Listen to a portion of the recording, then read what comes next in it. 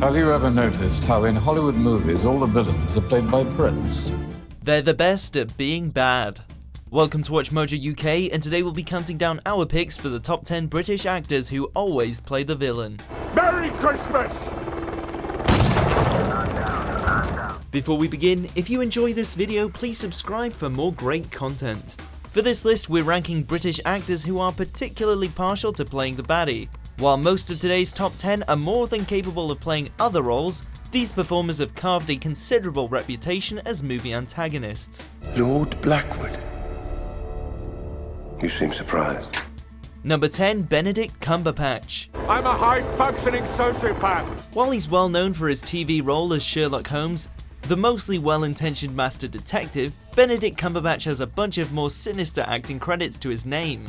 He took on the Enterprise as Khan in 2013's Star Trek Into Darkness. My name is Khan. And he's the voice of Smaug, the Necromancer, and Sauron in Peter Jackson's The Hobbit trilogy. Aside from Middle-earth, he's Shere Khan in the 2018 adaptation of The Jungle Book, he was the creature in a Danny Boyle stage production of Frankenstein, and even his good guy characters carry an intimidating streak. Stephen Strange is an arrogant surgeon before his accident and injury, while Sherlock is a self-confessed high-functioning sociopath. I know a real gun when I see one. Number 9, Ian McKellen. A wizard is never late, Frodo Baggins. Of all of today's top 10, Sir Ian McKellen is arguably the most difficult to categorize. This guy's got it all in his acting locker, from troubled film directors to long-bearded wizards. But his booming vocals seem custom-built for bad guy roles, the most famous of which comes from the X-Men franchise. Starring as Magneto, he's hell-bent on a mutant uprising. You must be Wolverine. That remarkable metal doesn't run through your entire body, does it? Michael Fassbender is another who might have featured today, not least for his role as Junior Magneto, but McKellen moves heaven and earth just a little more menacingly. Other evil marks in McKellen's back catalogue include the conceited Sir Lee Teabing in The Da Vinci Code, a Nazi in hiding in Apt Pupil, and the power-hungry title of Richard III. And therefore, since I cannot prove a lover, I'm determined to prove a villain. Number 8, Helena Bonham Carter. Let me see you play cards with him. But he's a common neighbouring boy. You can break his heart. Another with an impressive acting range, Helena Bonham Carter specialises in period and alternative roles, with many of her characters housing outwardly, indirectly, or unconventionally unjust motives. There's the manipulative Miss Havisham in Great Expectations, the self-centered Kate Croy in The Wings of the Dove, and the entirely inhospitable Madame Thénardier in Les Miserables. Now shut your face! Or I'll forget to be nice. As Miss Lovett in Sweeney Todd, she makes literal mincemeat out of the demon barber's victims, and as Alice in Wonderland's Red Queen, she makes the meanest of monarchs. But HBC's highest point of villainy has to be in the Harry Potter series. As Bellatrix Lestrange, Voldemort's most loyal Death Eater, she's malevolence incarnate with the evilest of evil cackles. Number 7, Jason Isaacs. Now, Draco, play nicely. Mr. Potter. We stay within the Wizarding world for our next entry, the man who made Lucius Malfoy one of the most easily hateable characters in modern cinema. Introduced at a Gilderoy Lockhart book signing in Diagon Alley, it's immediately clear where Draco gets it all from. But there's more to Isaacs than enslaving house elves and inflicting the Cruciatus curse. Mark my words, Potter. One day soon, you are going to meet the same sticky end. He also spooks as Captain Hook in 2003's Peter Pan, and he even voiced Superman's adversary Lex Luthor in a 2015 direct-to-DVD DC animation. He plays a brutal soldier in Mel Gibson's epic The Patriot, and a leading role in the mid-2000s Showtime series Brotherhood saw Isaac shine as a ruthless gangster. Do not double-cross this guy. Number 6, Tilda Swinton. Of course, not all villains wear capes, and Tilda Swinton's better than most at finding what makes a baddie tick. You are going to die young because you smoked 30 cigarettes a day since you were 15. With parts in Constantine and Only Lovers Left Alive, she has all supernatural bases covered, while a role as the ominous social services in Moonrise Kingdom brings out a bureaucratic aspect in her craft. You two are the most appallingly incompetent custodial guardian social services has ever had the misfortune to encounter in a 27-year career. She can be ruthless, unabashedly cruel, and Swinton herself has described her character in 2013's Snowpiercer as monstrous and maniacal.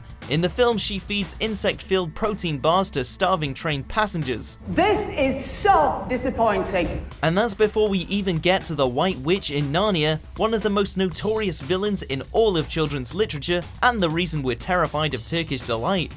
Number 5, Jeremy Irons. As with many actors on today's list, the voice is vital for a convincing villain, and Jeremy Irons is pitch perfect.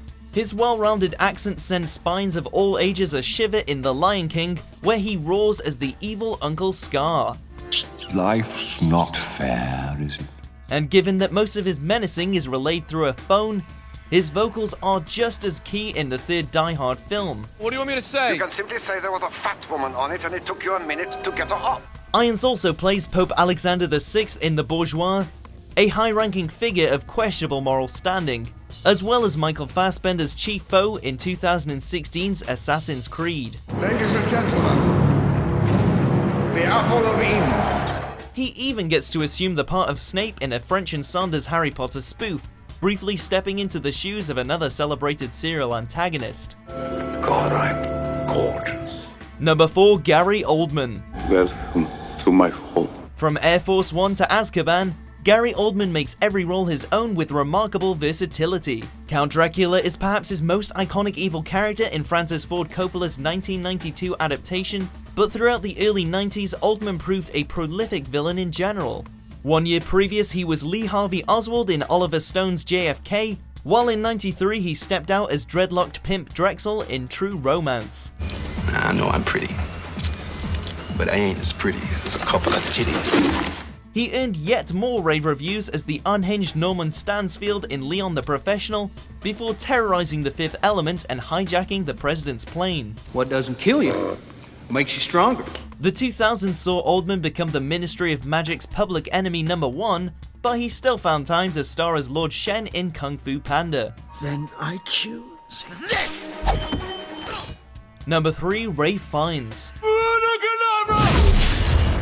The Harry Potter party shows no signs of letting up, as Ralph Fiennes is probably best known for his role as Daniel Radcliffe's soul-splitting nemesis. Throughout the saga, Voldemort is always on hand with an Avada Kedavra or two, and there's usually an evil laugh to follow. But Fiennes is famed for more than just he who must not be named. Harry Potter is dead! In Red Dragon, he plays a serial killer nicknamed the Tooth Fairy, and in Bruges, he barely controls his anger as crime boss Harry Walters. It's an inanimate object. You're an inanimate object! However, for many, the role which truly sticks is Fiennes' portrayal of the Nazi war criminal Eamon Goeth in Schindler's List. It's another level of evil.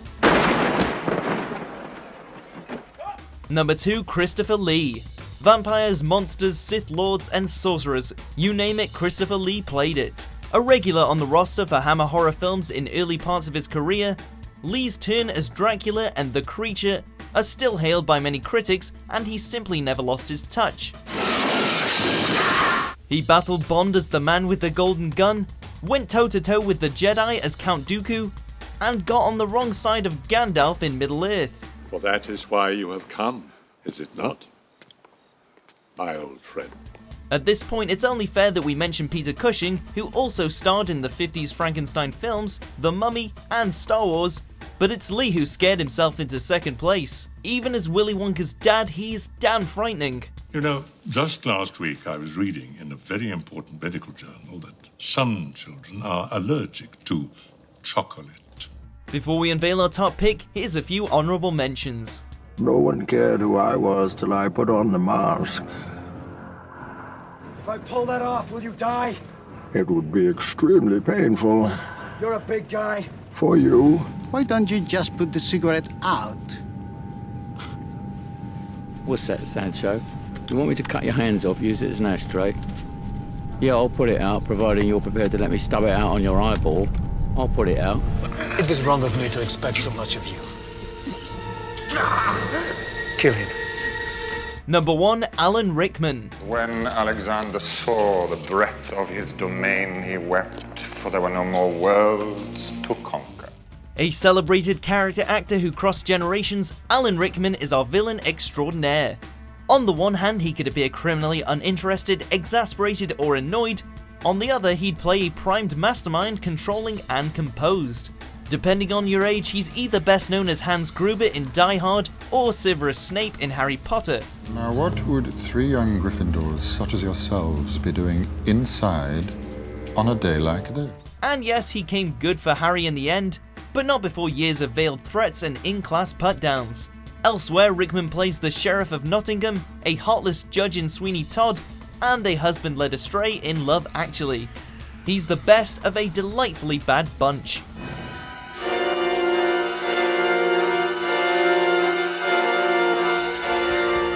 Do you agree with our picks? Check out these other great clips from WatchMojo UK and subscribe for more great content.